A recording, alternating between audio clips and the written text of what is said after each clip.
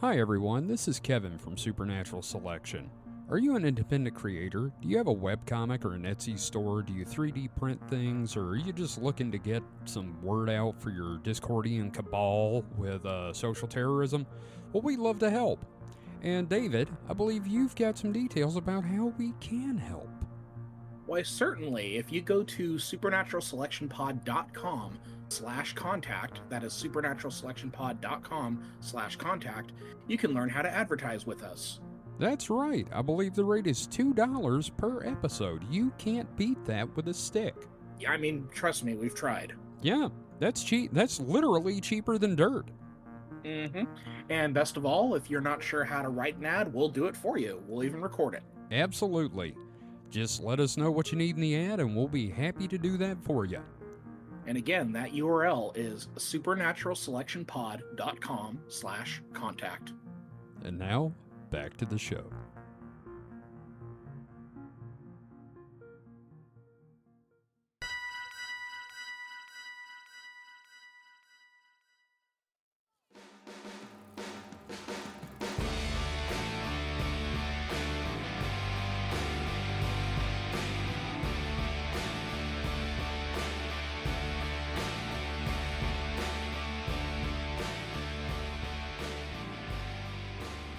Well, I'm not recording because I'm the host. Yes. Yes, you are. Well, welcome to Distraction Hole. I guess I'm hosting again. I had something I was going to do for this, but I forgot to look it up. So now I'm just going to wing it. And, You know, it's funny that you're hosting again. It seems to happen every 3 episodes. I wonder why that is. yeah, but I don't remember which episode was the last one. Like, in my memory, I hosted last week's episode. No, every week I ask Kevin when we're recording, okay, is it my episode? And he tells me no, and then I go back to what I'm doing. Yeah. So I'm here. I'm not drugged up to do the calm cast. Yeah. What wasn't show drugged is up this, anyway. Mike? This is Distraction Hole. I already said that. Oh, I'm sorry. Man, I am out of it. Kevin's trying to throw me off now. See, not my fault. So do we have anything we need to do off the top? I didn't hear if we needed anything. You could probably, introduce folks. Yeah, that's true. I guess I could do that. Or God, are I we could all very tired? We're kind of tired. Yeah, we just came off of Thanksgiving week. Yep. And all that. So yeah, I guess I could. I am your host this week, Mike. David's loving the chaos energy. Yep. So we'll go with David. What are you doing since you're so over there, Mr. Chucklesworth? Like, are we doing my segment already? You're not gonna? No. How are you doing? Oh yeah, no, I'm doing okay. I'm unsurprisingly I'm tired. But I think How's that's your the week predominant mood across the evening. So How's your turkey day? not bad. We did a very kind of like small thing. I actually got back from Friendsgiving a couple hours ago. So that was fun. I'll probably talk a little bit about that later. But yeah, no, doing okay overall. Just keeping going. That's the thing. Just keeping going. Keeping on, huh? Mm-hmm. Keep on trucking. Yeah. Trucking and fucking. All right. Well, Wow. Kevin. Trucking and fucking is all you crave, huh? That- Who that- are that's you, a- our that's Lord a new Jesus shirt. Christ? Trucking and Actually, fucking. that's already a shirt and a meme. Somebody took a fucking chick track where they said it was like the people were not ready for his teachings. It's Jesus saying, he says, born on a mountain, raised in a cave, trucking and fucking is all I crave. Yep. I love it. So, Kevin, how are you? I am so tired. I want to pull my eyeballs out and wash them to get the sand out. Nothing stopping you other than the pain. Yeah, that's Oh, kind of and some nerves. yeah. That's kind Well, of yeah. that ties into the whole pain thing. Yeah. So fair. I'm also tired. Like I said, so the day before Thanksgiving for our store is the either second or third busiest day of the year, depending on the year. It's either tied with New Year's Eve and both are behind Christmas Eve. Yep. So we were had a lot of extra hours last week. So yeah. Yep. Kevin especially. Kevin worked a whole I whole worked double two yesterday. doubles, and I got another one coming up. So how many hours have you worked this week? Hang on, just a second. 6, 4, another 8, about probably close to 50. Okay. Or somewhere in there, and then another extra 6 next week. So you know what they say about customer service jobs? Extra 4 Whatever next hours you work, you double them because that's the experience of customer service. Pretty much. yeah, I thought, you know what they say about customer service jobs? Fuck them. Right. Oh God, I've been in retail a long time, and I love Christmas when I'm not working in retail. Mm-hmm. So yeah, I'm okay. I'm just tired. Oh yeah, and 'tis the season. I've already started watching my Christmas movies. So Yeah. yeah. Oh yeah. Happy holiday depression, everyone. Yeah. First of all, I know we didn't record anything for pre-Thanksgiving, but I hope that all of our listeners had whether or not they celebrate, I just hope they had a good 4-day weekend or whatever. I hope everyone had a good time off that took it, and I'll just wish everyone a happy Indigenous Peoples Day. There you go. Nah, I'll still say Happy Thanksgiving. I know its origins were not great, but if you do that for everything, we can't have any holidays. Well, how about Happy MST3K Turkey Day Marathon to those who celebrate? That is what I did on Thanksgiving Day. Oh, and there's other places, other countries have other Thanksgivings. I mean, Thanksgiving is not it's not great. It's not as bad as Columbus Day. We're not talking about Columbus Day here. Yeah. Isn't Canadian Thanksgiving next week? I thought it was a week before ours. I don't know. Have they apologized for it yet? Oh no! Their Thanksgiving is in October. What the fuck? Yeah, I thought it was well before ours. What the fuck's the matter with Canada? Well, but I think it's one of those things that the spirit of the holiday is great, and we don't have to overthink it too much. Yeah. As long as you're not doing traditional Thanksgiving and forcing Native Americans onto reservations. Fuck. Yeah. Just like Christmas. I love Christmas, but Yeah. I'm not what you would call technically a Christian. Yeah. No, I get you. As soon as Dollar Tree started rolling out Christmas shit, I bought a thing of peppermint bars or whatever. Oh yeah. Yeah. Yeah, I'm gonna have to get some peppermint bark. And they got my favorite, the cherry candy canes, so I started. Yeah. Yeah. I have to get some little Debbie cakes, the Christmas tree cakes. Yeah. I made a new Christmas playlist on Google on YouTube Music since I've got premium to get rid of ads. Yeah.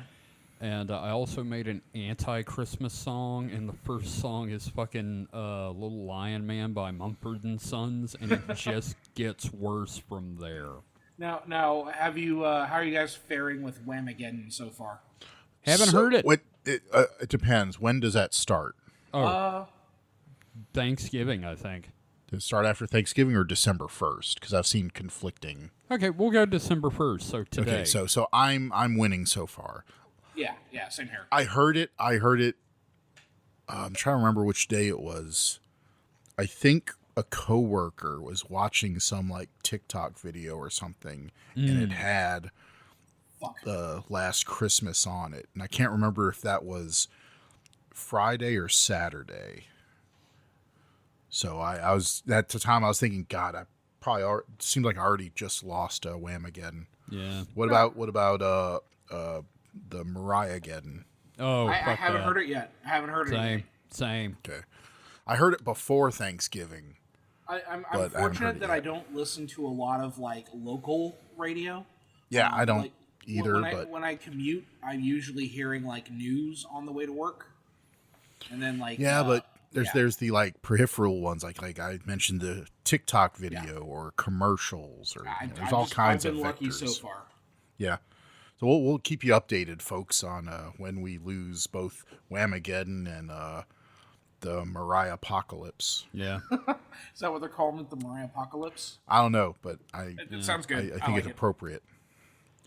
So with all that being said, anything else we need to take care of at the top of the show? Because I always forget. I'm just going to say, don't forget our zine is still out. You can head to supernatpod.rocks/zines, and it should be there. Isn't that more of a end of the show thing?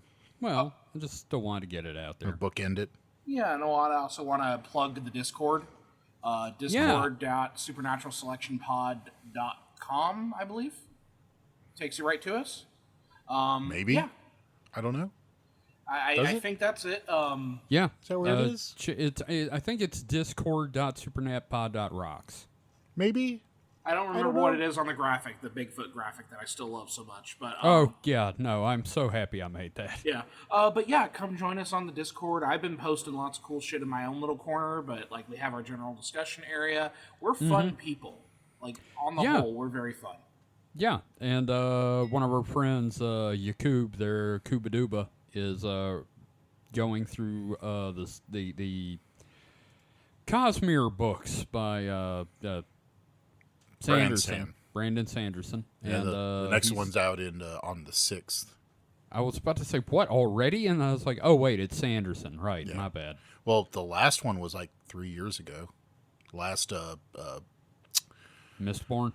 Not Mistborn. Stormlight? Stormlight, yeah. That's what, that one's out the 6th. But yeah, he's written like 20 books since then, so, you know. I have a friend who's like super into Brandon Sanderson. Hey, Fareed, how you doing? He's trying to get me to read some, so I'm going to probably try to take that plunge pretty soon. Oh, so yeah, go ahead. I'm going to say I like him. I got into him because he, finished Robert Jordan's series. Mm-hmm. Depending on how much you want to read, there's good starting points. Like if you want something thin, easy to read, you can start with Mistborn. Or if you want a big, book, doorstopper book, the Stormlight. Stormlight, yeah. And he's got his one-offs like Elantris. Yeah, I haven't quite figured out where my point of ingress is going to be. I did want to shout out Allie for all the memes that have been made recently about the show. Yeah, Allie Bear's been doing the Lord's work in there. Yeah, no, fantastic shit. Yep. I love the stuff where... God, the one Allie did where it's Green on a skateboard with a machine gun and right. Alex Jones popping out of the garbage can going, I'll suck your dick. Yeah. Good Lord. Oh, and the monkey riding an emu with a peanut butter jelly sandwich and a machine gun. Fuck. Oh, Lord. Yep. That's great. Yep. I think that kind of covers it for... Okay. Yeah. So, don't forget to get the Fuck Off Piss Boy shirt in the store. Yes. God, I'm very curious if anybody will actually wear that shirt in public. I would love that as a mug. It's available. If there's mugs up, you can get it as a mug. Yeah, Fuck Off Piss Boys as a mug sounds like it's a good fit. Yeah, we should put those on booty shorts across the booty. Oh my God, that would be fantastic! I want a pair of those, and I want the ones that say "This is not a place of honor." Yes. No great deeds were committed here. Yeah. What was here is unclean and abhorrent to us. Abhorrent to us. Yes. Basically, the nuclear warning sign stuff on booty shorts.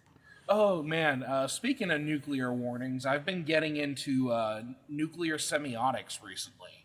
What the fuck is that? So it's the language of, like, signifying danger sites where nuclear material is held. Yeah, that's what we're talking about, yeah. Yeah, but specifically, like, we're not like verbal language or writing, but more like landscaping. Oh, yeah. Yeah, so stuff that visually gets the point across. Well, when they were coming up with ideas for that, they had a couple of layers, what they called it, both written in many languages, and also pictograms and just what they called hostile architecture. I think I want to explore that as like an episode for the other show. You know what I mean? Just kind of like That'd be kinda fun.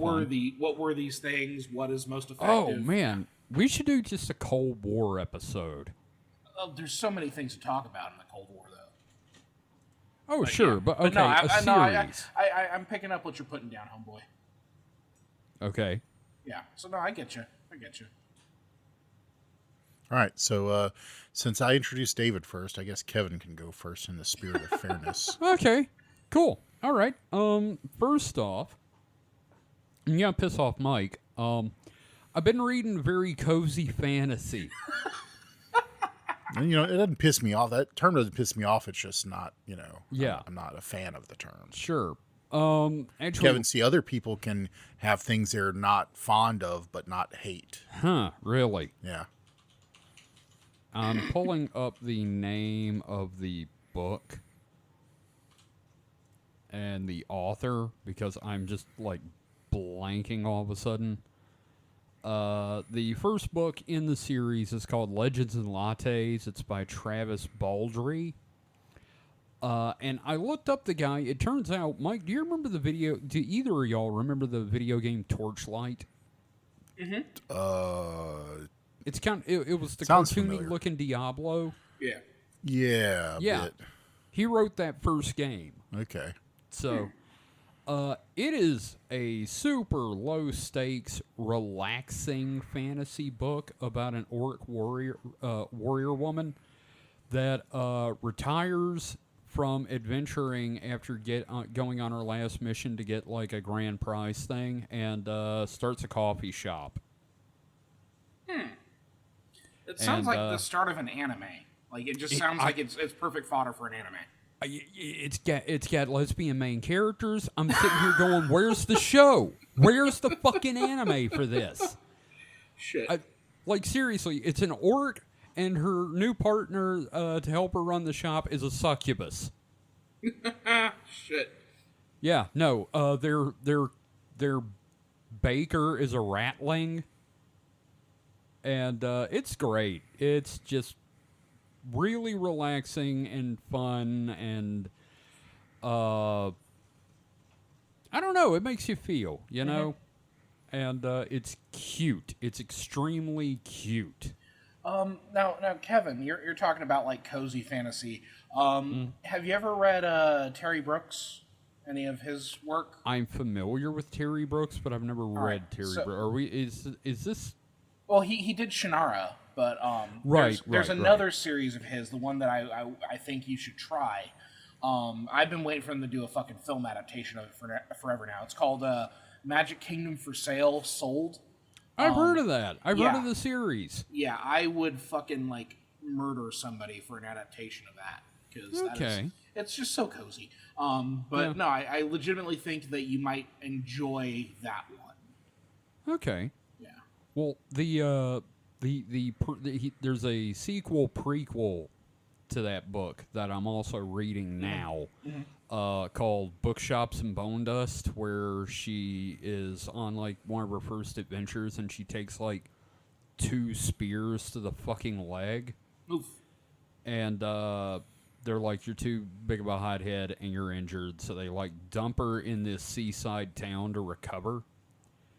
And she's hobbling around with a crutch and a cane and ends up like befriending another ratling, which is a extremely foul-mouthed little mouse girl that runs a bookshop that's floundering. It's about her basically turning that around.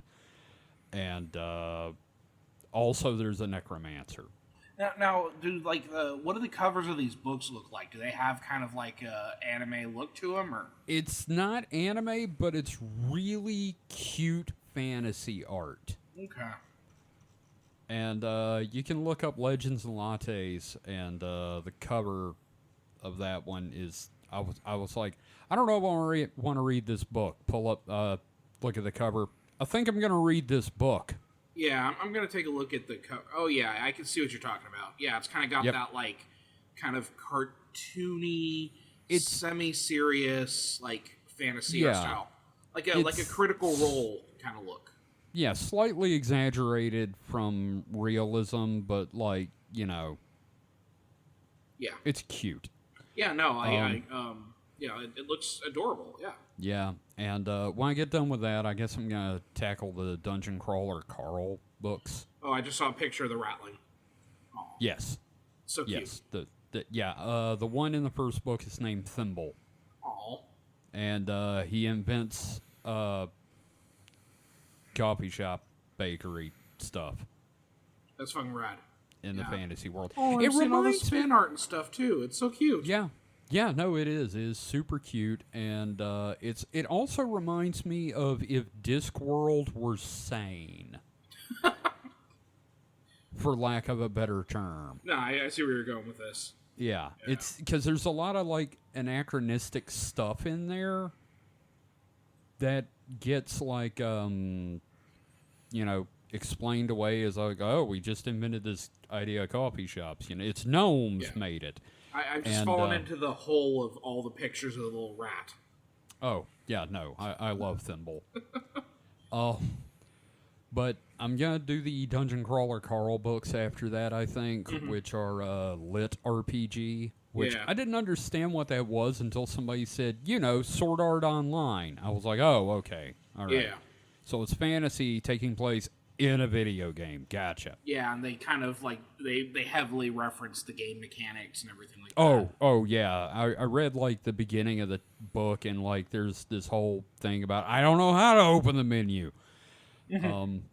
So that's one of the things I've been doing lately. The other, I backed this Kickstarter a little while back. You guys familiar with the Vlog brothers, John Green and Hank Green? Only what you've told me pretty much. Well, he did a Kickstarter for this book, and it's not very thick, but it's almost like a journal.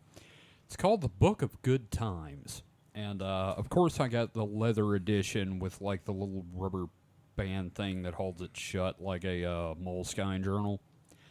And the book, the general idea of the book is the book's like, hello, I'm a book. I want to try to be more human. You can help me do that.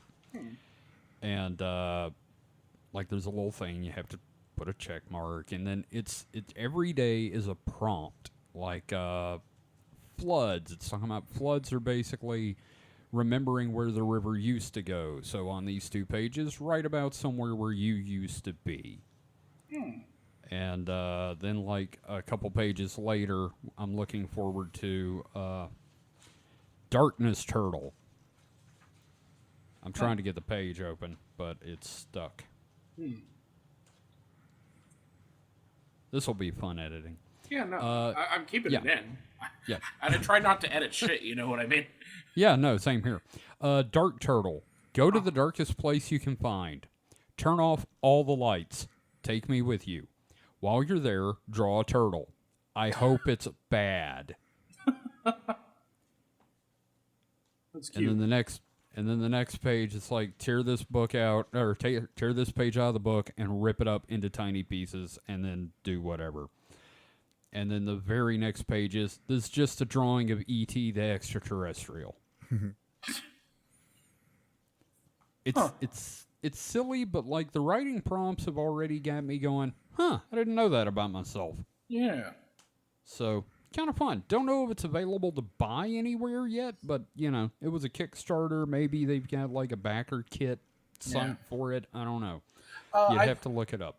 I've seen a number of those, prompt a day kind of, journal things. Five Below tends to have them. And I've always wondered about, what if I just, bought one and used that to make posts on the site?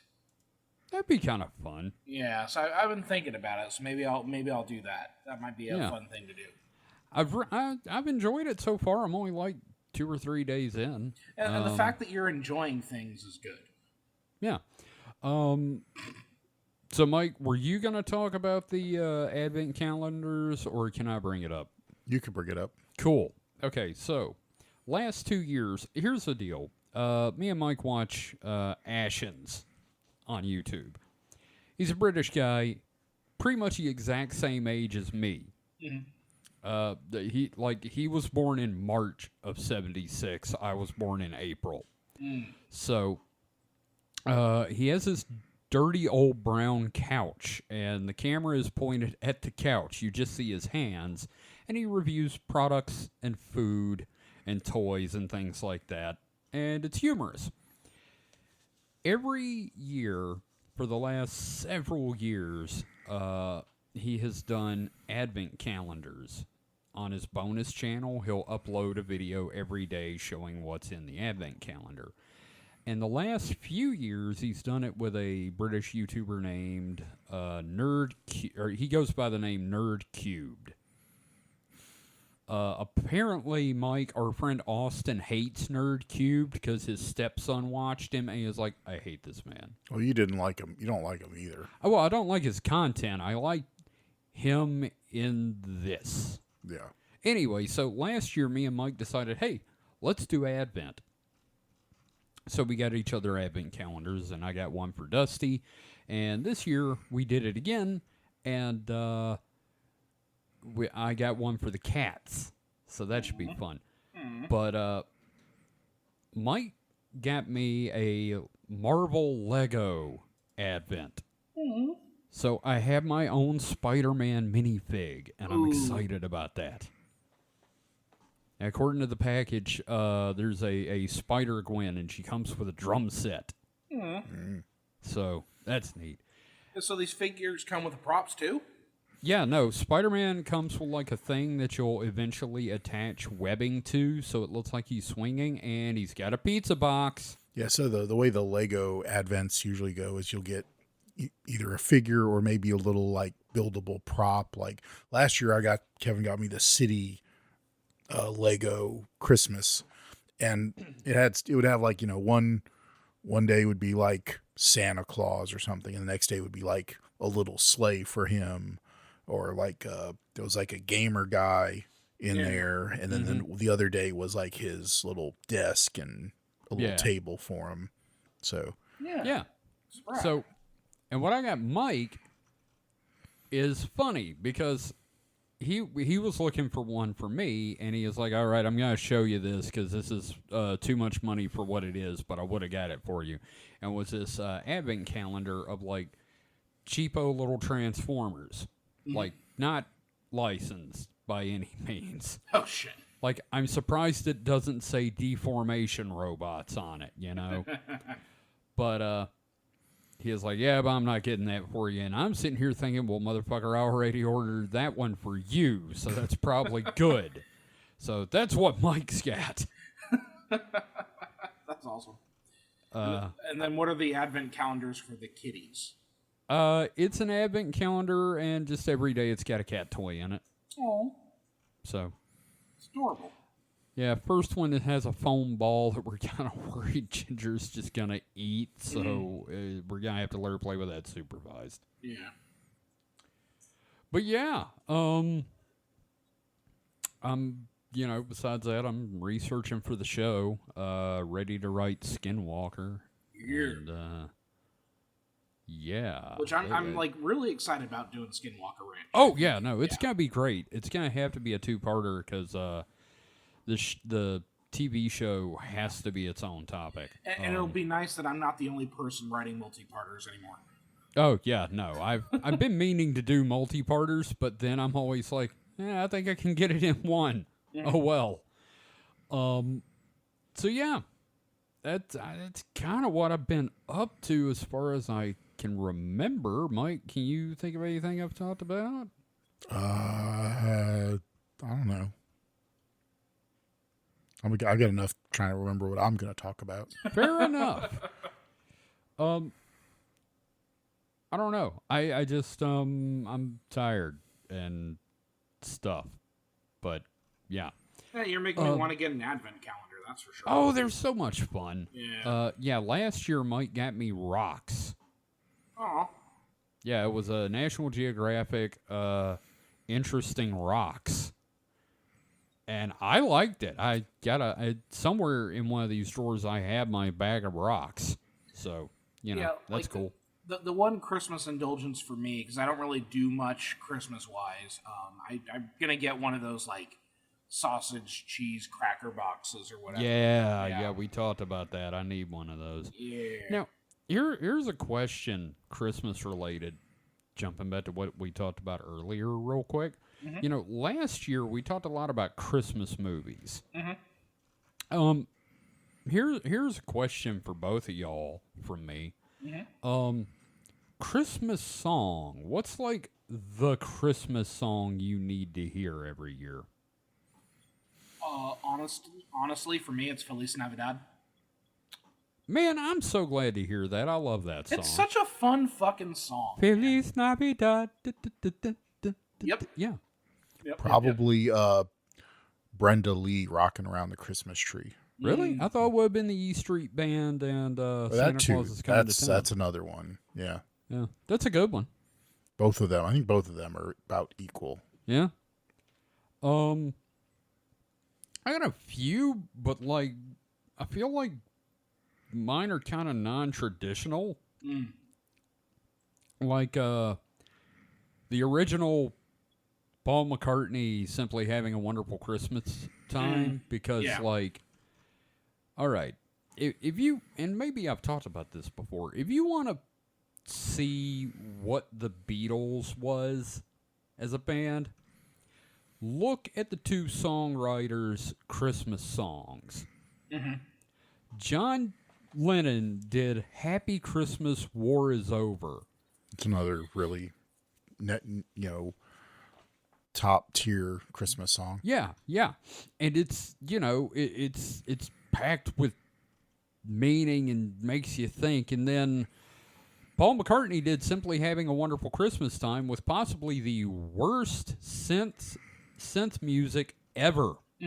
Did you ever hear the Venture Brothers version of Simply Having a Wonderful Christmas Time? No. It's the Monarch and Henchman's 21 and 24. Oh, singing no. it. Yeah, it's amazing. Like I miss when Venture Brothers was in production and like would do shit like that. Yeah. Yeah.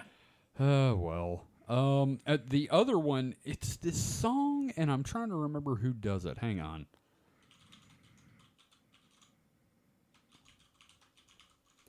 Okay. Dude's name is Chris Wren, and the song is Driving Home for Christmas. I don't know why. I just like it. I don't know if I've heard that one. They played it at Rose's when I worked there, and it would start out, and it's a very piano-heavy song. It's very light, and it's just driving on the highway, trying to get back home Christmas Eve, and it's, I don't know, I like it. It's very laid back. The thing that I've been listening to since mid-November, it's been like the Christmas lo-fi streams where it's just, like kind of wintry. Sometimes you occasionally will get like a lo-fi version of a classic Christmas song, but it's mostly just kind of like a lot of bells and that sort of thing. But like it's cozy. I like it. Yeah. Oh shit! I forgot the single most important Christmas song ever written. Wrapping Paper by the Waitresses. Christmas Wrapping by the Waitresses. Y'all remember that one, right? A little bit. Yes. I know which one you're talking about. Yeah. Down, down, down, down, down. Yeah. Dun-dun-dun-dun-dun-dun-dun. Yeah. Great song. Love that song. Always have. And I've also, both on my Christmas playlist and my anti-Christmas playlist, I have Merry Christmas, I Don't Want to Fight Tonight by the Ramones. Shit, there you go, bro. Because that fits on both. Absolutely. Yeah, no, it's like, what's great about Christmas? How about domestic abuse and not wanting to have it? Oh, Christ. Oh, man. I miss the Ramones. Yeah, I was watching their interview with Space Ghost like a couple days ago. Oh, God. Just pulling up old Space Ghost Coast to Coast clips. God, nothing will ever beat God, what's her name? Bjork. Mm-hmm. Jesus. That was just fucked. Like, because They did this to everybody, but like it's a stunning effect with Bjork where they asked her a set of questions and then do not record those questions that were asked to her. And Bjork is bizarre anyway. Yep. So, anyway, that's what I've been up to. I've talked enough, I think. Okay. So, David, Yes. slap it on us. Okay. What you been doing? So, Ow. I don't know. Like, I've been being pretty productive with the website. Been doing a lot of like style drawings, like drawing in the style of certain things. So I've been doing. I did a few like lower decks character portraits for an upcoming tabletop game. I've enjoyed those, and I love your character for the Star Trek. Yeah, it's going to be a ton of fun. I'm working out with the other players, going to draw their characters. I plan on doing a campaign poster in the style of the TV show at some point. Oh, cool. Now, your character is a horse girl boy, right? Yes. So my character hails from Texas, and he was joining Starfleet around the end of the Dominion Wars when they were just trying to like throw everything they could. They're like, okay, well, we have equestrian arts, so that's like, okay, well, what if we can, beam in people on horses for mobility in combat? And his whole background involves him inventing a special saddle that prevents people from being centaured with their horses. God, that's Yeah, it's such a nightmare. yeah. Oh, and they're not living centaurs either. That's the other thing. So he's for Oh, one of my tags in the game, because they use a little bit of a tag system in it, is like a tragic backstory, like a friend who died. So He gets centaured. yeah, he got centaured. So that's the plan with Ride or Die. That's his name. And it's Ryder with a R-Y, dot. Yeah. like David Ryder, Ryder. Yeah, and then Die, DAI. So the other thing is, like, I'm playing up him being like Korean American from Texas. So I was asking the DM if like I could wear a cowboy hat as like a religious thing. Jesus. Yeah, just the stupidest shit, but it's gonna be fun.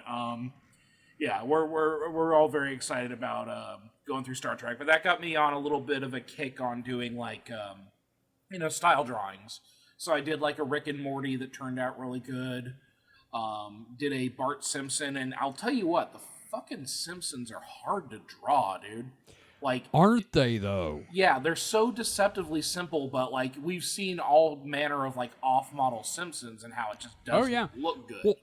Well, like the one you drew, it was Bart, right? Yeah.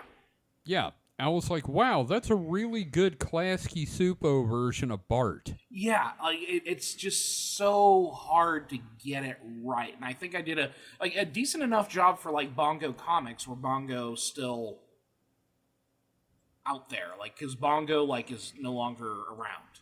Oh, that sucks. Yeah, but then I just did a Sonic the Hedgehog, not any specific style, but the reason I did Sonic the Hedgehog is because there is a project going on right now. This is the 4th version of Sonic the Comic Re-Illustrated, and I will be drawing a panel from the 4th issue, or not the 4th issue. It's Robotnik Reigns Supreme Part 3, and I'm doing one specific panel. I've already got it like started and everything like that, but it's a chance to draw Sonic. I'm not like getting paid for anything for it or anything. It's just right.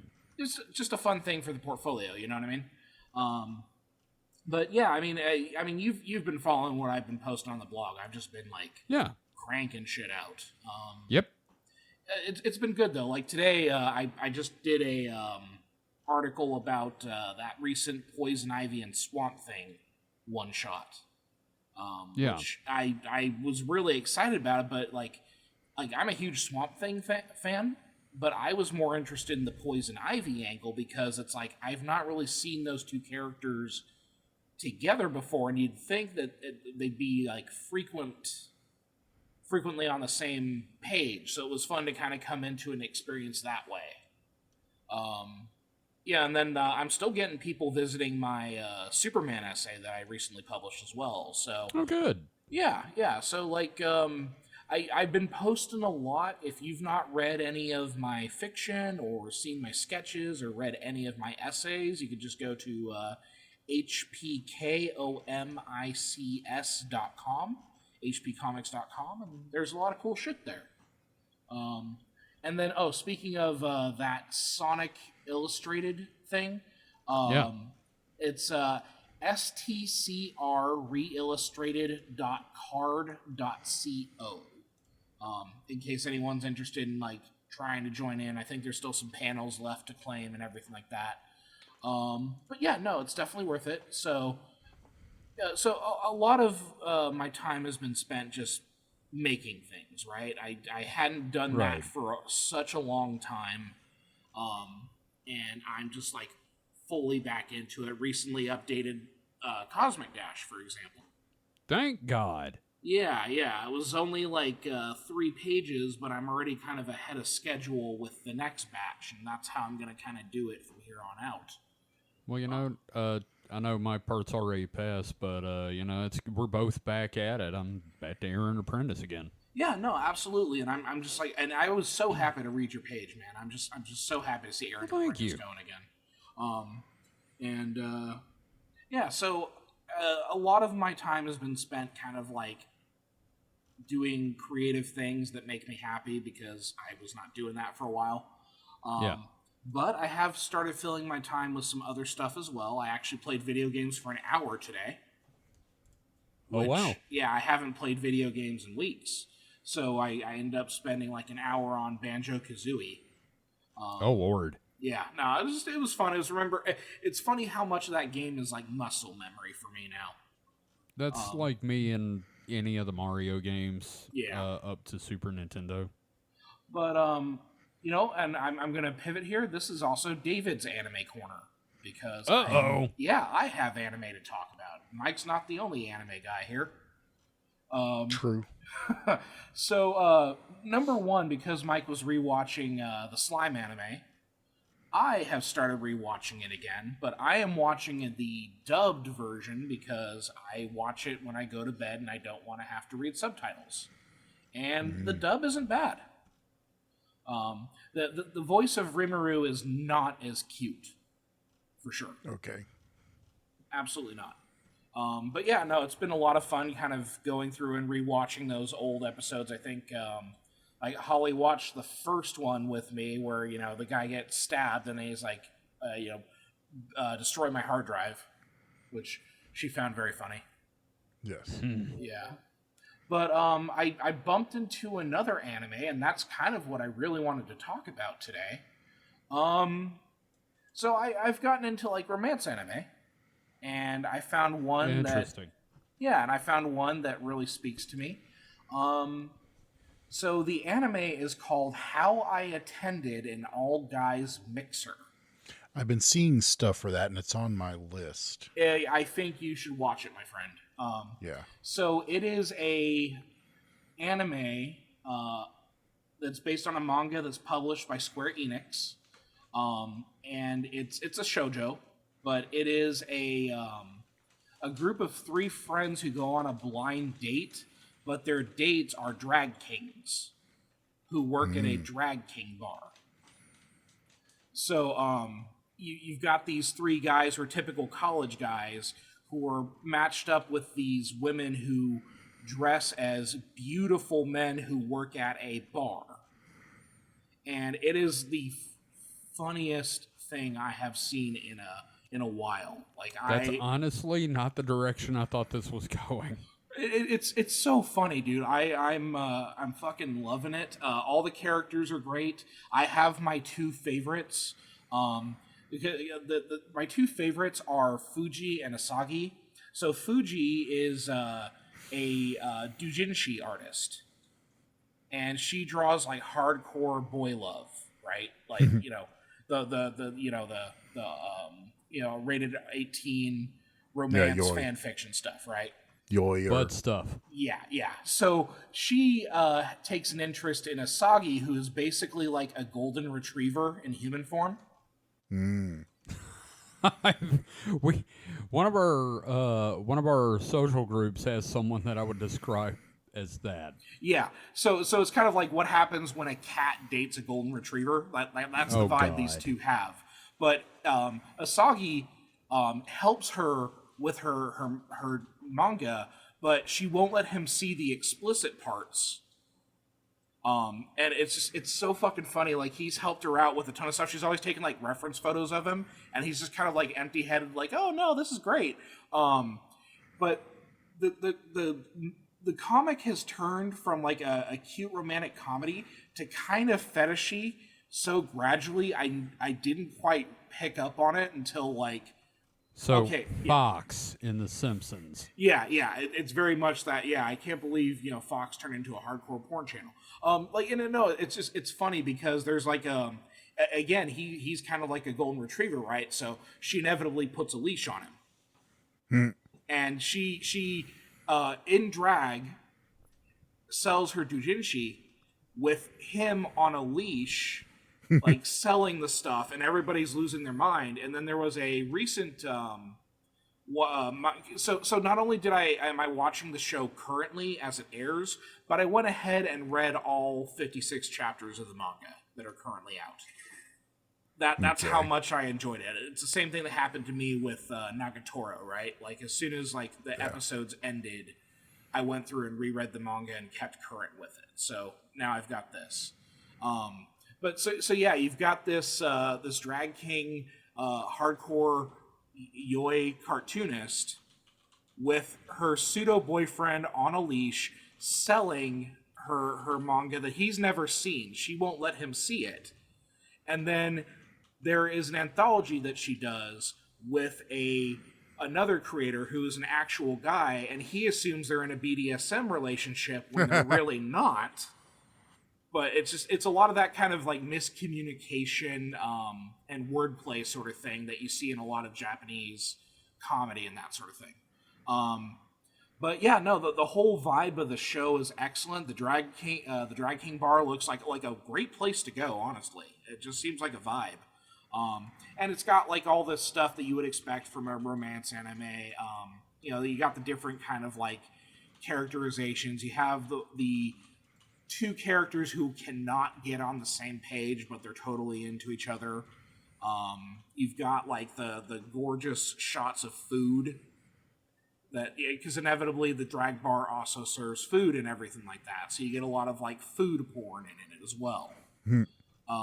But no, absolutely fantastic. There's currently 9 episodes of it out, and 54, 55, or 56 chapters of the manga. And I guess there was a television drama made of it as well, and I'm going to see if I can track that down. Yeah. Just absolutely fantastic. I really recommend it. Just really, really good. Really good. And, yeah, I mean, cool. That's what I've got. Don't got That's all much. you've got? Yeah. That's your whole depth of your well? Yeah, no, just, again, like, just got my anime in the background. I've been working on comics, so, yeah. All right, so do we want to take a break before? Oh, I think I need a break. Kevin needs a break. Kevin needs not cheese. a Kit Kat. Kevin needs a... Never mind. I gotta go take care of... I gotta see a man about a dog. Kevin got a wee-wee. Yes, I must piss. All right, well, we'll be right back after these pissing messages. Fuck off, piss boys. I will. Well, yes, we're boys and we have to piss, so we're going to go fuck off to piss.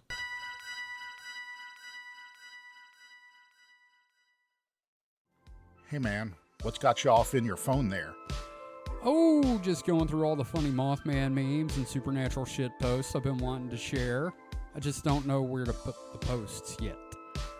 Don't you know about the Supernatural Selection Discord? We have a Discord?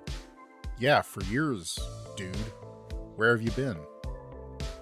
Can people chat with the hosts and get previews of upcoming episodes and generally post funny shit as much as they want with other listeners? I mean, if that's your bag, I mean, personally, I wouldn't do that, but there are even live streaming events for the shows there, too. You've been in a few. How do you not know this stuff? It must have been my doppelganger. How do I get into the Discord? It's easy. Just visit discord.supernaturalselectionpod.com. Now say that 3 times fast. Well, that's perfect. Now I can share 3 terabytes of Hollow Earth memes. Get it? Terabytes. Never mind. Forget I said anything. Just don't do that. You should definitely not visit discord.supernaturalselectionpod.com to join the Discord. We don't want you there. Too late. I'm already posting my alien abduction fan fiction with the general chat. Join the hosts and listeners of Supernatural Selection on the official Discord. Just visit discord.supernaturalselectionpod.com.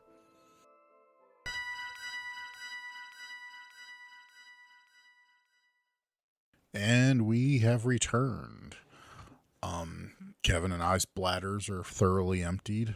Word. TMI. Mine too. Good job, team. Yes, we've all done the needful.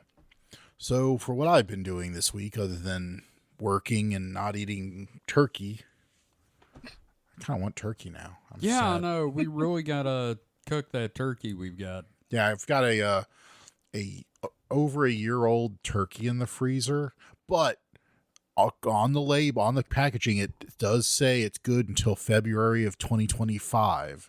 So it's been frozen the whole time. Hopefully it stays, good. I'm determined to cook it this holiday season. There's a part of me that thinks we should get another one as a backup, in case turkey. This one That's is fucked. not a bad idea, actually, because it is the possible. Turkey and the turkey backup, and then the turkey. How are you gonna prep it? How are you gonna cook it? Just with heat. Shove it in the oven. I mean, it's Fuck you, Kevin. Number one. Fuck you. You can't use my shtick against me. I know. Fuck yeah, I can't, man. Yeah, I'm gonna slap it till it's cooked. Right. True Mythbusters turkey in true Mythbusters fashion.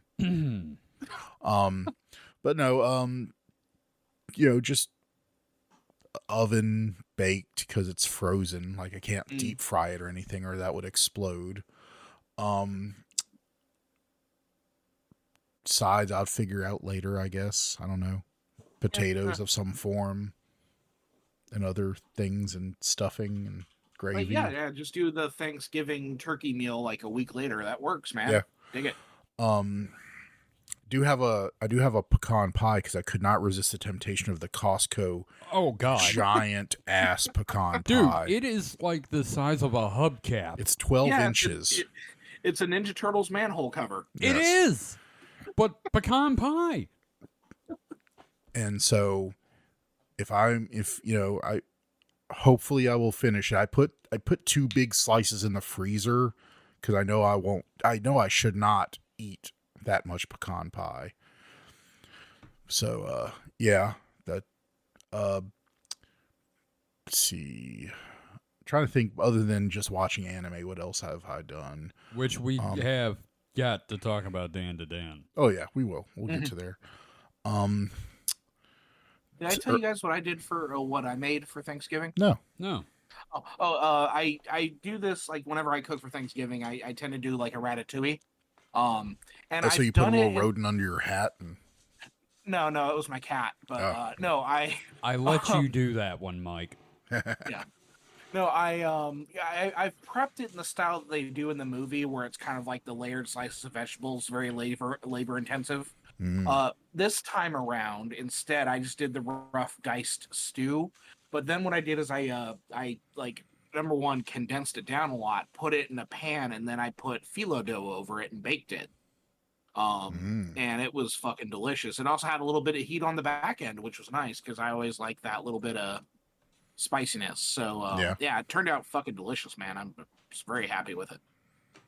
Good. So that was my thing for the Friendsgiving. So good deal. Yeah. Let's see. So earlier tonight, I went over to a friend's house, and normally we play board games, but because there was only 3 of us, we ended up just playing some video games. And we did some just kind of local multiplayer. Like at first we played I can never remember exactly how you say the name of this. Not Nidhogg, Updog, Nidhogg. It's I just know it as the game with a giant dick. Yeah, I know. Because the first time Mike ever showed me the game was in a video where they were playing it as a big group of people, and you fight like this giant worm thing, and it looks like a dick, and everybody at the tournament was just going, "Get that dick! Get that dick! Get that dick!" Nidhogg, Nidhogg. Oh, So that's a double G at the end. yes, so it's a fencing type game, 2D That's right. side-scrolling, very like Atari. It's stick figures, 2600. right? Yeah, well, not stick figures. They're single colors. They're like I was saying, they're very Atari 2600 in that there's no like detail to everything. Everything's pixelated and flat colored and single colored. Like, you know, the people are like, you're either a yellow guy or an orange guy, and you're holding a, you know, little white sword. And the idea is you start at the center of a kind of scrolling screen, or multiple screens. How would you call that? Instead of scrolling, when you like go off to the side and you go to another screen. Yeah, no. I don't remember. So each it's Mega Man style, yeah, right? each screen, it's more like kind of like Metroid, in that each screen will scroll a little bit, and then you'll go through a doorway or something and go to a next screen. That's it. So you start off in the middle, and there's a couple of screens to either side, and the idea is you have to get past the other guy and keep going. But when you hit the next screen, and he'll spawn in front of you, like just off screen, continually. Like, so you say you kill him and you go past him, well, he'll respawn ahead of you and try to stop you again. And so it's just kind of back and forth until someone can get all the way to the end of one of the screens, which is where you get eaten by the giant penis. It's a giant worm, but it's pink and it looks kind of like a penis. Mm-hmm. So, It checks out. So we played that. That was pretty fun. Never played it before. The like fencing is surprisingly complex in that you can hold the sword either low, middle, or high, and you could throw the sword. You can do like a roll on the ground. You could like jump and do a like kind of diagonal jump kick. Trying to think what else. You can pick up swords after you throw it, and if you throw a sword, you don't have a sword, so then you're just using your hands. And it was surprisingly well thought out, like for the mechanics. Yeah, it's old too. Yeah, it first released 2014, so 10 years old. So we played that a bit, and then it has like a tournament mode, so you can play up to 8-player tournaments in it. It has like a ladder and everything. And a couple of different, like I'd never seen any of the other levels. I guess they added them. So there's like 4 levels you can play on. But then we moved on to, I had the name of this game in my head a second ago. I have to bring up my thingy. Not that thingy, the other thingy. Thingy. Duck Game. That's right. It's so simple I can never remember what it's called. It's just called Duck Game. Oh yeah. And it's a up to 4-player free for all where you're a duck and you have to get a gun or other weapon and kill the other ducks. And you know, like the cover art goes fucking hard. Yeah, it's very metal, very, you know, metal. That's all I can say, I guess. And you can customize your duck. You can wear different hats and things. But no, if you it's the first person to 10 points. Like, so if you kill all the other ducks, you get a point. and it resets to a different level every time. And some of the levels are very like Super Smash Brothers, in that they're kind of in the air. And if you just, I died so many times just falling out of the level. There's random like guns everywhere, so you never know what you're gonna get. Or there's even like things like swords and chainsaws and grenades. So that was pretty fun. Never played either of those games before. It was just fun to do with just a kind of video gaming thing like that. I haven't done that in quite a while. Mm. Just all in the same room playing with people. If I said if we had a Domino's pizza and a 2-liter of Mountain Dew, it would have been like, Right? old times. Man, takes me back, man. Takes me Yes. back. Yeah. Makes me wish I had. Actually, you know what? We need to hook up the Super NES sometime. Well, you have your Pi hooked up to the front room Yeah, TV. actually, we could totally fucking do that. Let's see, anything. So that was that. And working. I've already covered working, unfortunately. Gosh, am I that boring? I guess I'm that boring. I mean, it has been like a holiday week. You've been working, like, I get it, man. Like, it's Yeah. not you being boring. It's just like No, I'm boring. life. I will. Totally admit I'm Life boring. raw dogging you in the asshole. That's I'm what it boring. is. Yeah. So let's see. I think did I finish the 3rd season of Slime Anime last time we recorded? Don't remember. I think I was in the middle of the 3rd season. Yeah, Or I was getting close to the end. So finished the 3rd season. I was pretty good. It was less talking around the table that I was led to believe. Well, like there's a very, very talky like third. Oh yeah, no, there is. Yeah, but, like it's like a few episodes in, and then it's just a lot of meetings. There's also like a lot of meetings in the gazebo. Yeah. And then a had lot to of be meetings faced about alone? building the dungeon. Well, there were a lot of people there, Kevin, so they weren't facing the gazebo alone. Gotcha. Yeah, You can only tell which meeting it is by where it's being held. exactly.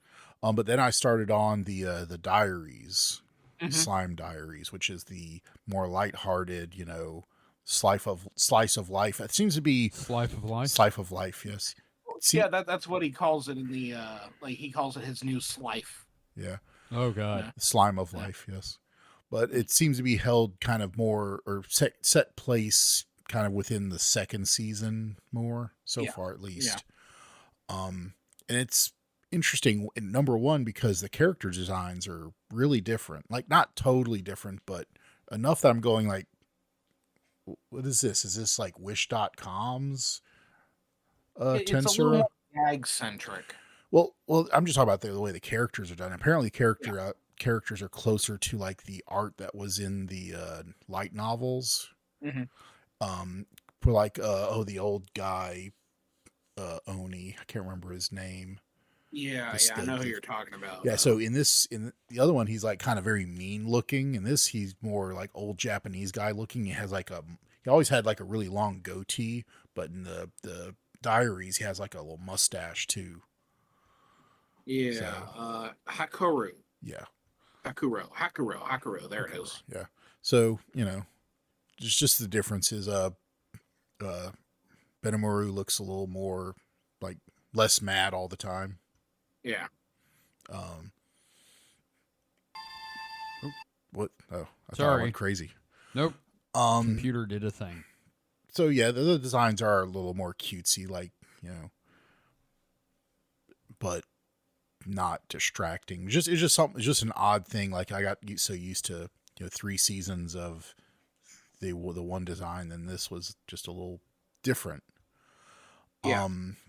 But it's fun. It's good compliment to it. I kind of wish I'd known about it while I was so I could have watched it like say between season 2 and 3 or something like that. Let's see. That's really all the anime I've watched. I don't really.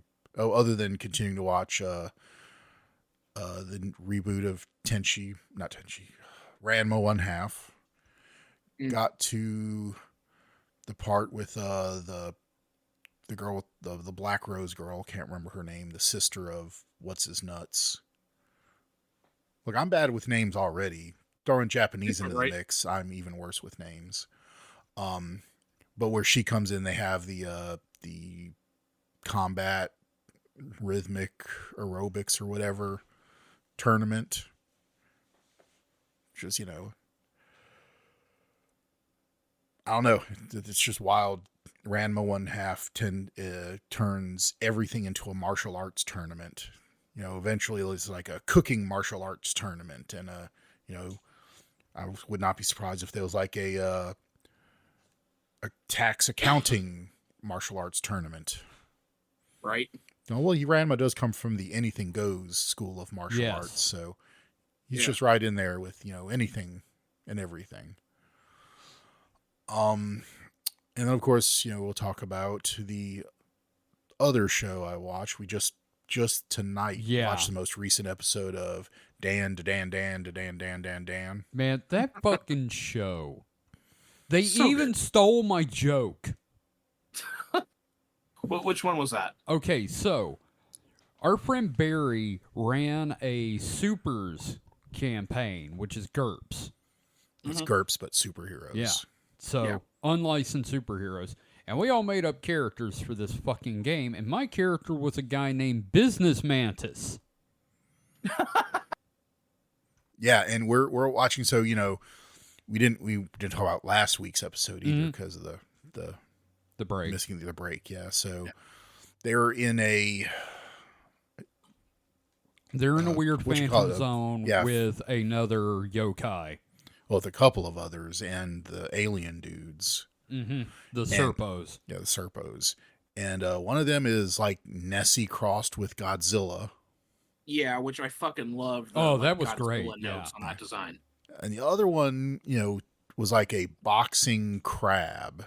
Yeah, a mantis at shrimp. first. Yes. Well, at first it was just look kind of like a crab that had boxing gloves. Yeah, we didn't get it till the transformation this week. I mean, I kind of figured they were going for a mantis shrimp thing, but I didn't expect them to go full on mantis. And the fact that the mantis shrimp's design looked kind of like Megalon was a treat. I'm getting a lot of kaiju stuff out of this. Or I think it also kind of had a bit of Kamen Rider in there too. Oh yeah, no, there's always Kamen Rider and Ultraman, like the Serpo guys keep doing the Ultraman, beam pose. So also like Ira joining the group here, which incredible dynamic between the three of them. Creepy Sentai Squad. Yes. So we get a new another powered. I don't know what you'd call them. They're not quite possessed by a spirit. Yeah. Possessed by the dancer yokai. Yeah. So she gets a toothy mask thing too, and kicks some ass, and then gets her ass kicked. Mm-hmm. Yeah, it's a sick look. I'm liking these like yokai fusion looks. Yeah. Yeah, no, it's cool. It's also you haven't quite decoded. I've been thinking about like the significance of their personalities change when they transform or whatever you want to call it. Yeah, power up. So like Okaroon like becomes all like depressed and moody. Mopey. Yeah, he becomes oh god, what is it? The way that he phrases it, the Ken Takakura thing. Yeah, I'm just an apathetic guy or something like that. Yeah, he's just like it's such a drag. Yeah, it's such a drag. Time. And then the other girl, she gets all manic and little. I mean, I guess she turns into the mom. Yeah, her personality kind of becomes like that. I don't know why Okaroon doesn't like be real turbo granny. I think it's actually playing on the actor he's based on. Probably, but which is hilarious. But it's just interesting that they're still themselves. They just act different. And oh yeah, Turbo Granny can't swim. Oh yeah, Turbo Granny can't swim. So, wow. Okay, so the thing. Oh gosh, what's her name? The Momo? psychic girl, Momo. Yeah. Momo, yeah. This thing Momo does to propel them through the water. Oh God. She's like we should also highlight that Okarun is buck-ass naked the Just entire time. completely like naked the whole episode. Whole episode, yeah, because the end of last episode started with him basically losing all his clothes. Because they were going to take his banana again. Yes, they stripped him to. Because it's the Serpo guys again. Yeah, they're gonna. Yeah. I'm sad there's no one that probulating. talks like this. Yeah, but yeah, so this hand over hand, she was psychically, Masturbating. his whole body to propel him through the water. We're just she can switch hands and gain a stroke. Did we mention that the fact like the mantis shrimp and the Serpico or the Serpo thing was like a business salaryman kind of thing? Oh, yeah, that was yeah, also he was a fun little. That's why it was. He was the business hired mantis help. shrimp. Yeah. And they cut his salary. Yeah. Yeah. I don't know what they're paying some, yokai, but God, that show is. Every few minutes while watching the show, I'm like, what even is this show? And I appreciate in the previous episode, Ira commenting and pointing out that like Momo's grandmother Is young and hot. Yeah. It's like the show is very aware of what it's doing, and I really appreciate that about it. I've said it before. I like that, like the two main characters there, Okarun and Momo, actually like will talk, and the situation will resolve. Yeah, you got like one episode of them like kind of doing that kind of Japanese style like conversation and misunderstanding. I call it Wheel of then, Time disease, but yes. Yeah. But yeah, they sort it and they pretty quickly are on the same page. But that fucking ending to that recent episode though. Holy God. The animation is so good as they're freaking out running through the hallway. Naked, by the way. Naked. Or in their underwear. The girls are in the underwear and Okarun is still buck-ass naked. In school. So fucking funny. In school. During the day with everybody else there. And her saying the thing about why is it so hard, and then you realize everyone's staring at them. Mm-hmm. Holy God. And just Ira coming through the hallway behind them and catching up with them. God, that show is it's good to have an anime to like again. Yeah, and I'll tell you what, man, I'm really loving that opening theme. I know you're not too hot on it, Kevin, but here's like, the thing. I'm really enjoying it. The second half of the theme, I like. I hate the first half of it. Oh, I mean, here's the thing. It's incrementally growing on you, so I'm curious to see. No, I've liked the second half since like the second episode. Okay, but. I mean, I watch the opening anyway because it's a fucking amazing opening. Oh, yeah. The animation in the opening is astounding. The gag where they're getting beamed up and then you see they're beaming up a cow. Yep. That's a good one. Yeah, no, legitimately amazing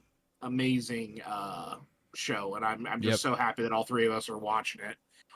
This is our own book club. Yeah, I did come up with a possible book for a book club episode I wanted to run by you guys. Oh shit, dog. What is it? I think Canticle for Leibowitz. It's a post-nuclear apocalypse. It's got Fallout vibes, I'll put it that way. Ah. Yeah. I think it would be a fun one for us to maybe do, but we'll let the listeners chime in. But yeah, I think that could be a fun one. I was really terrified you were going to say Bukowski, anything by Bukowski. No, I'm trying to find stuff. Like I'm into like old school like sci-fi stuff, and I want to read more of it. So I'm like, this lines up with like our interest in Fallout and stuff too. Man, you just reminded me of something. I'll have to talk about it when I get around to reading more of it. Anyway, Mike, what else you got? Other than that, just kind of watching some more Dropout shows. Yeah. Yeah. Just same more uh,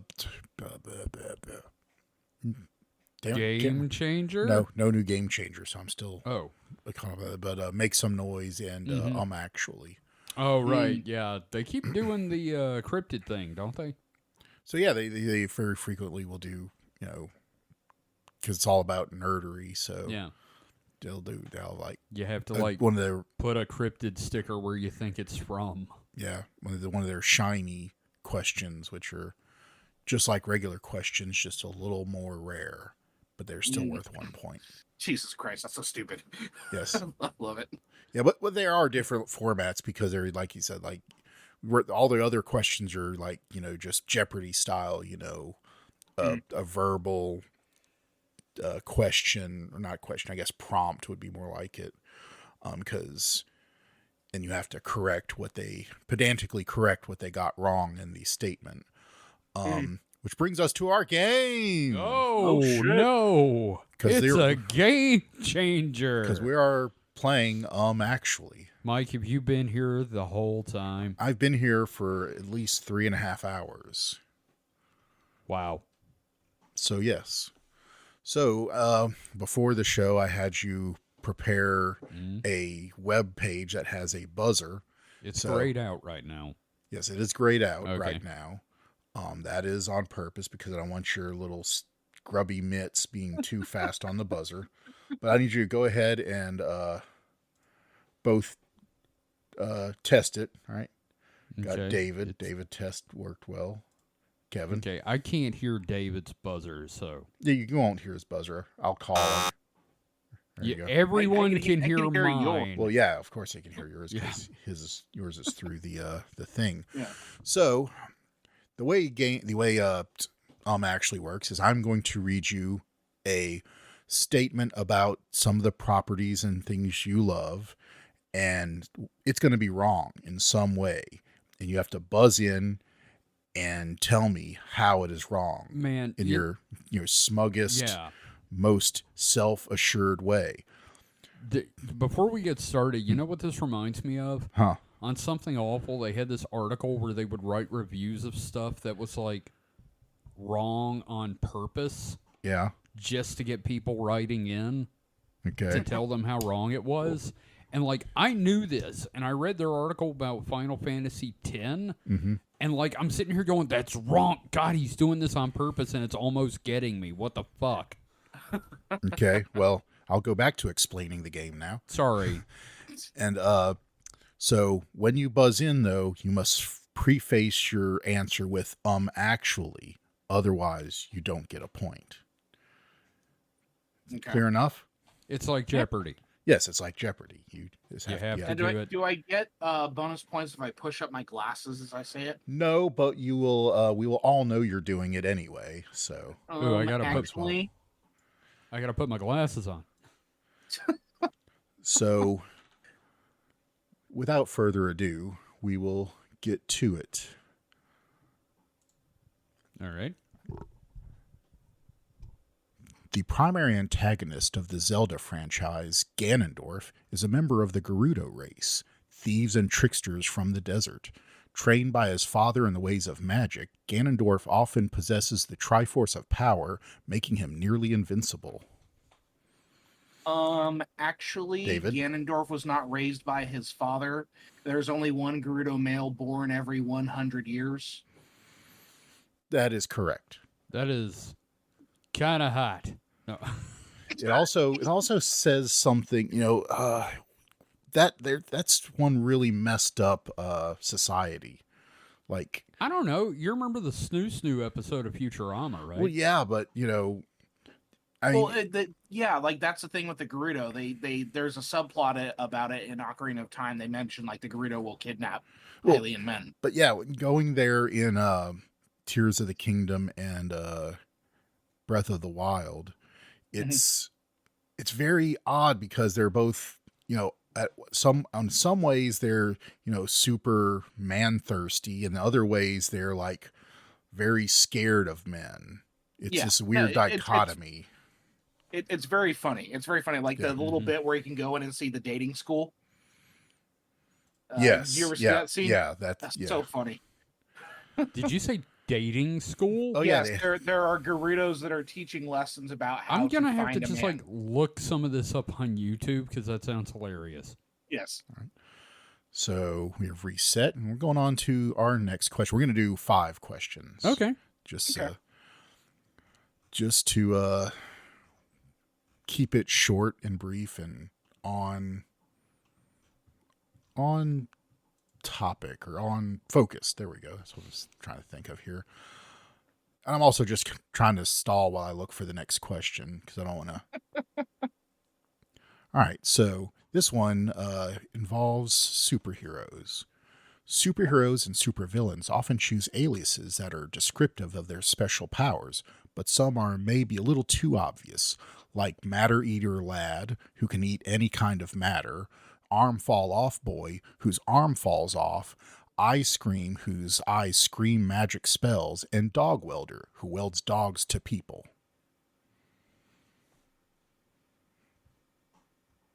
Anyone take a shot? David. Actually, I think it's Arms Fall Off Boy, not Arm Falls Off Boy. Do you really want me to fact check or just say you're wrong? No, you can go ahead and tell me I'm wrong. I just I thought it was Arm. That's not the discrepancy we're looking for. Oh, fair enough. I didn't catch anything. I heard all of it. I don't know an answer. You don't want to take a guess? Come on, guess.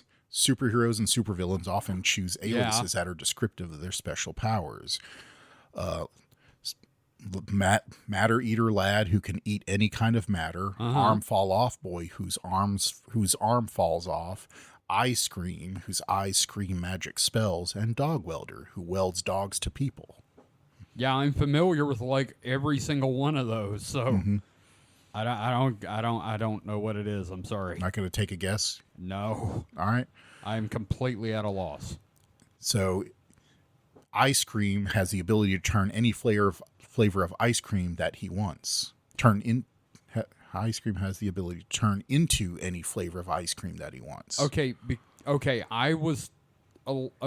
there's a Tick character with that name whose eyes scream. So But they I don't was scream magic confused. spells, do they? No, they just scream like in horror and pain. So I was thrown off. Sorry. I was being pedantic about it. Yeah. Yes, you were much more in the spirit of the game than I.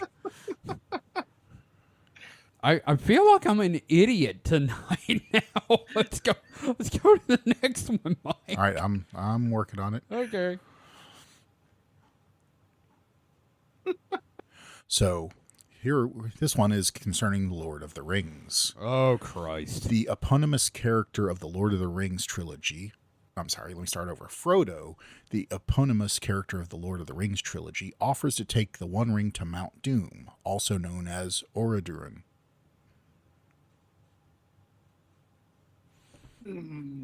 Frodo, the eponymous character of the Lord of the Rings trilogy, offers to take the One Ring to Mount Doom, also known as Oradurin.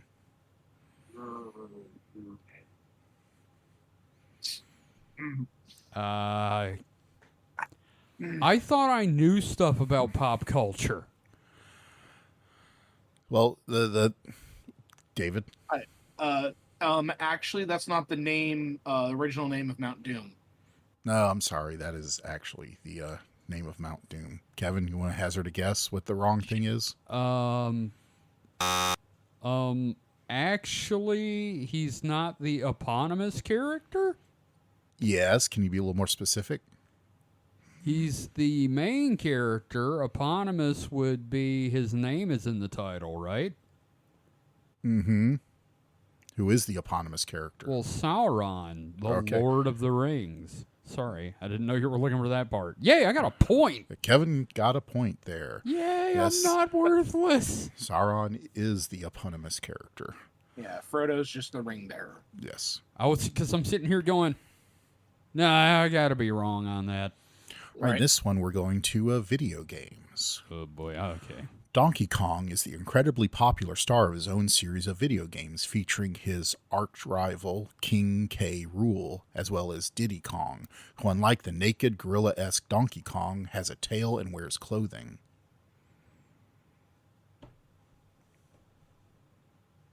Can you rephrase that?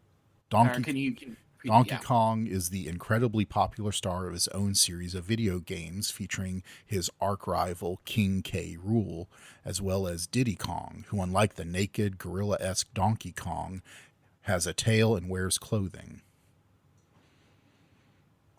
David. Actually, Donkey Kong does wear clothing. He wears a tie. You are correct. Oh, damn. Okay. But here's the thing. I was worried for a moment because when you said and Diddy Kong and you mentioned King K. Rool as the rival, I was wondering if you were going for like, is Diddy Kong also a rival? But no, then the clothing thing came up. Again, I'm being overly pedantic about these sort of things. It's fine. That's fine. Exactly. That's the spirit of the game. That's okay. You're trouncing me, and that's all that matters. I wonder if I should ask you this one. No one got it right in the game, in the actual game. Let's do it anyway, because I got Dykstra that time. In the movie Son of God, this one's concerning Godzilla. Oh, fuck. In the movie Son of Godzilla, a group of scientists find an enormous egg from which a creature named Godzilla Jr. hatches. Godzilla Jr. would later appear in Godzilla vs. Mechagodzilla 2, Godzilla vs. Space Godzilla, and Godzilla vs. Destroya. In the movie Son of Godzilla, a group of scientists find an enormous egg from which hatches a creature named Godzilla Jr.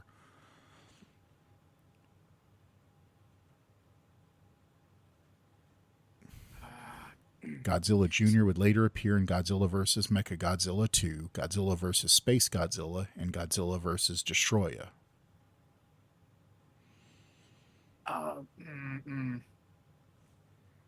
David? Actually, Godzilla Jr. first appeared in Godzilla vs. Mechagodzilla, I think 2?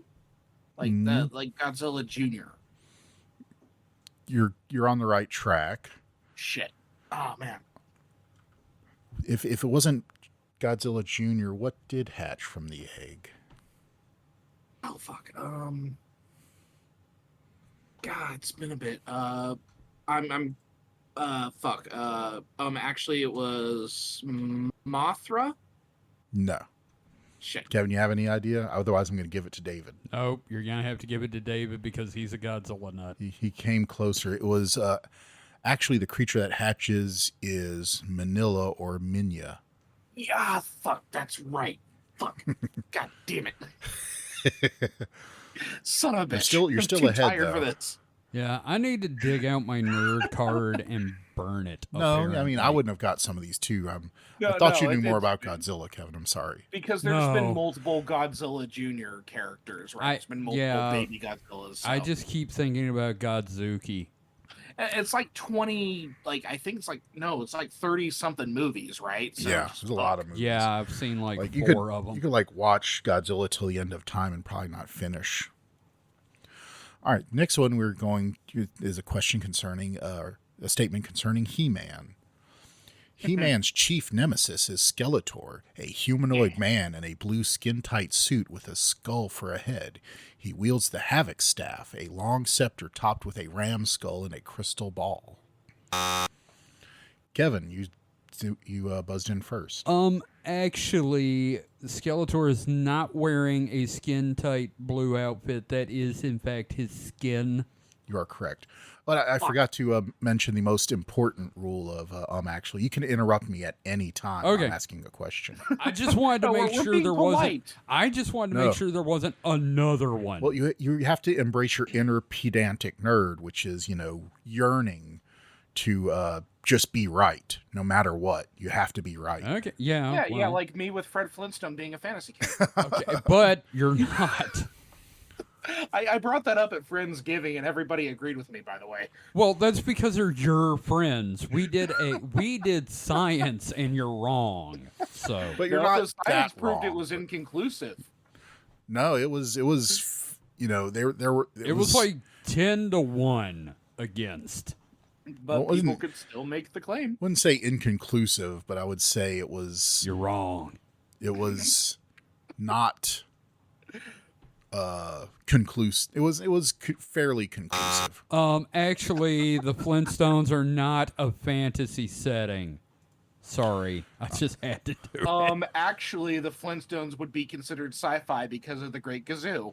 It would technically be considered sci-fi because, again, it's the surface of the Jetsons world. That is a unfounded rumor.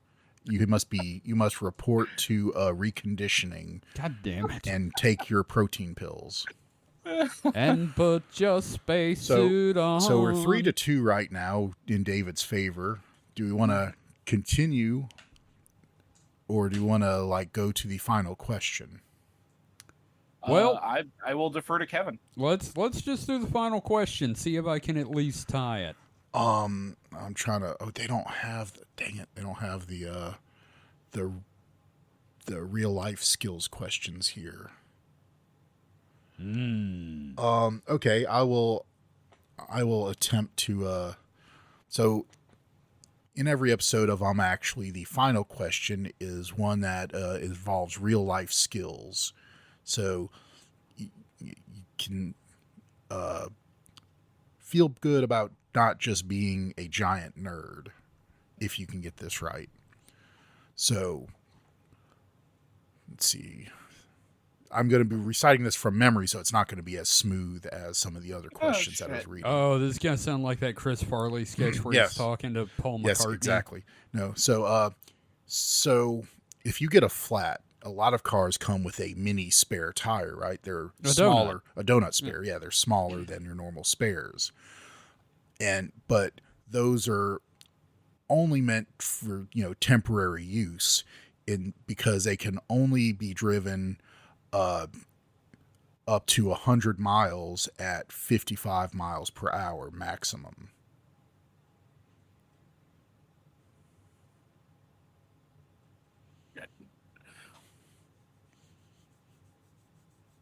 There's something wrong in that statement, I promise you. Oh man. Problem is, I have an idea of what's wrong, but I don't have an answer for what's right. Well, you want to tell me what you think is wrong, David? Actually, it's less than 100 miles. You're close and on the right track. I'll give it to you unless Kevin can give me what the actual figure is. I mean, that's what I was thinking, but I wanted to be more specific. Yeah, if you want to, I don't know. Just guess a number. Specific. Who, me? Yeah. Yes, Kevin. Actually, 50 miles. You are correct. Holy shit! Oh, so now all of a sudden it's The Price is Right. Well, no. I can name that tune in 50 miles. Since you couldn't get it exactly right. No. If someone can come in and get it completely right. But that still ties you up. Going over. Yep. Okay, we're tied. Yeah, do we want to do a tiebreaker? Or are we good? I'm happy to just tie. I'm just happy to be here. Yeah, no, I mean, I can rest assured about my knowledge of Fred Flintstone, so. We're going to move on from that. That's the thing that's going to destroy this podcast. This podcast will be over if this continues. Did I mention the D&D character I almost made based on this whole conversation? No. I forgot about that. Tell him. Yeah, so it was a barbarian druid multi-class who was a caveman who was frozen in ice and returns, and he's a druid with Fey realm connections, so he has a green imp named Gazoo that works with him. Jeez. That was the character. What was the character's name? Oh, it was Frederick Flintlock or something like that. Jeez. You fucker. Actually, you know what? You could have parlayed that around into an unfrozen caveman lawyer joke. Yes. Ladies absolutely. and gentlemen of the jury, I am just a simple caveman. I find your modern world frightening and strange. So, I miss Phil Hartman so goddamn much.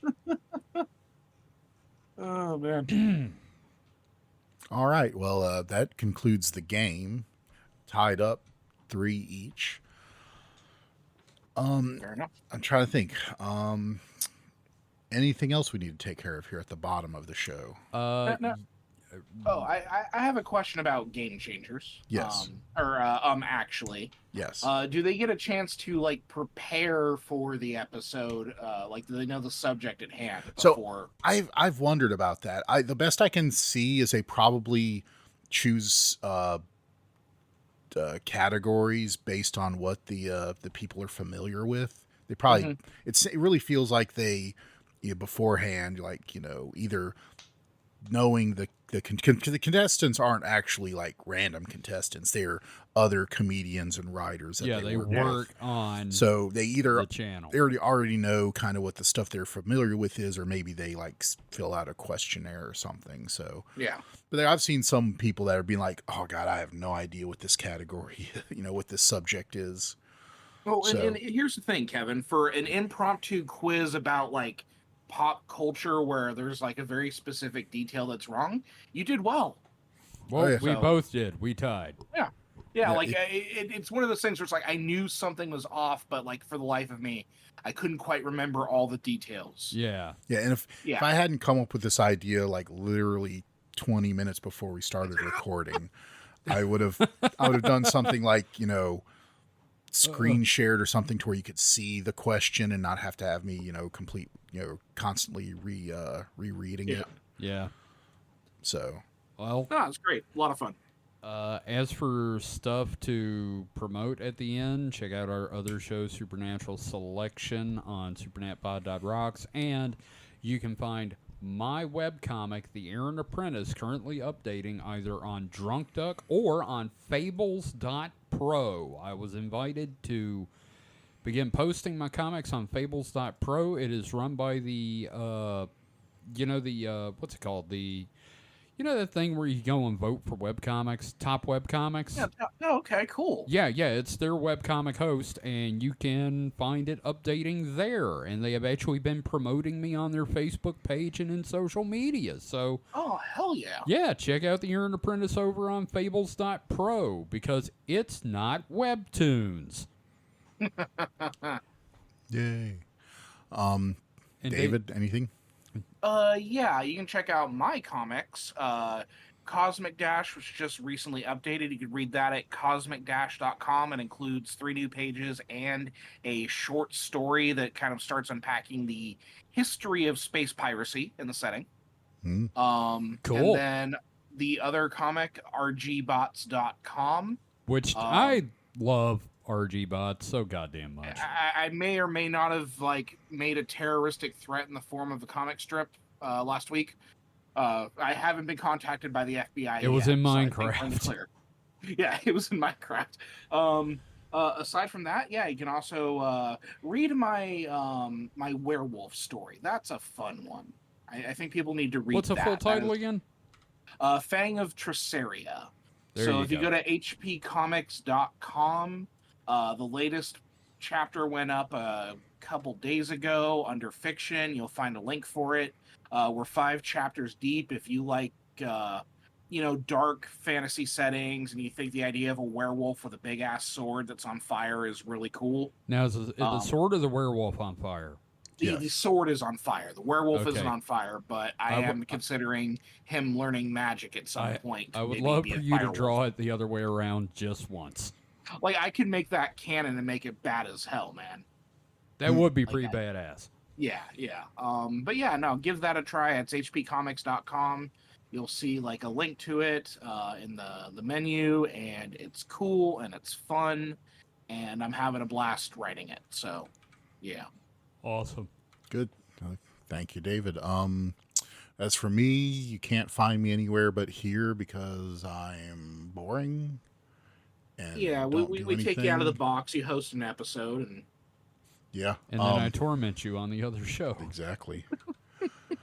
So, without I make further, Mike's life a living hell. Oh, not again, Bucky. this show is his reward for putting up with the other show.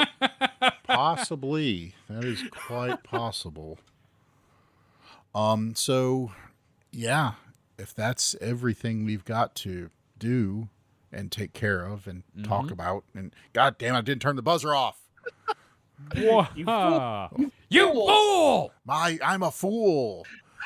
So Oh my God. scared the shit out of me. I already closed it. David's over here just Wait a being minute. a dick. I thought we bag. couldn't hear David's buzzer. You can hear David's buzzer. Oh, I can hear David's You buzzer. said something about David's buzzer. Oh, that's right.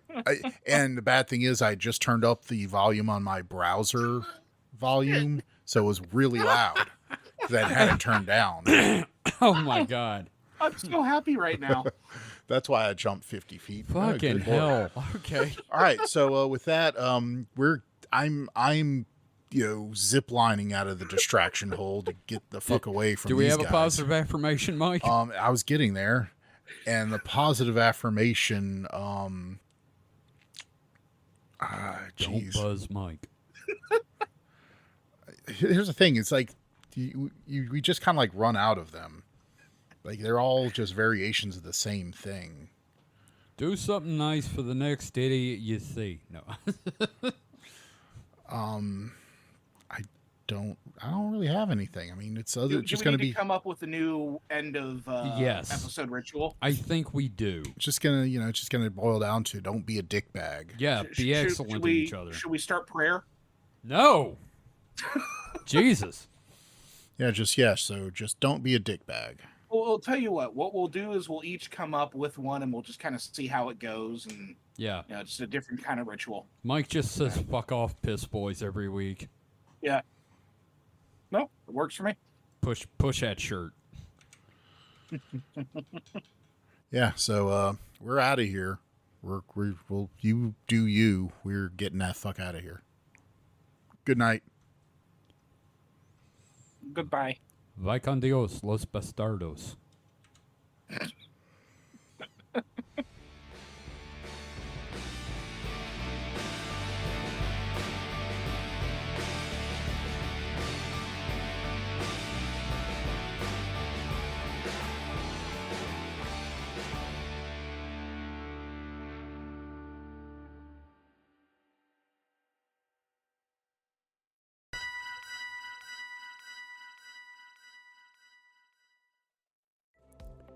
Hey, Kevin here. Hope you're enjoying the episode. Hey, who are you talking to, Kevin? Listeners of our shows, I also want to let them know that if they're enjoying what we've been doing, they can support us on Patreon. Oh, Patreon. Were you going to tell them about the early episodes? Also, Patreon exclusive episodes that can be found there too?